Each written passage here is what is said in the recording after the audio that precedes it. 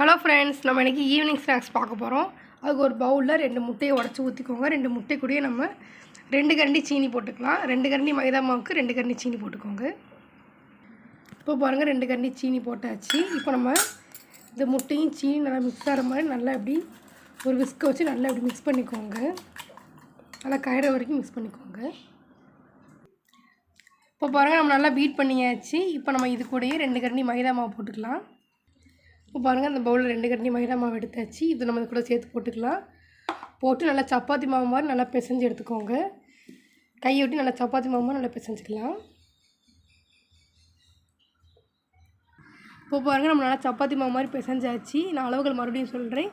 2 கரண்டி முட்டை, 2 முட்டை, 2 கரண்டி சீனி, அதுக்கப்புறம் 6 கரண்டி மைதா மாவு போட்டுக்கோங்க. நம்ம ஃபஸ்ட்டு 2 கரண்டி போட்டோம், ஆனால் 6 கரண்டி மைதா மாவு போட்டு நல்லா சப்பாத்தி மாவு மாதிரி பிசைஞ்சுக்கோங்க.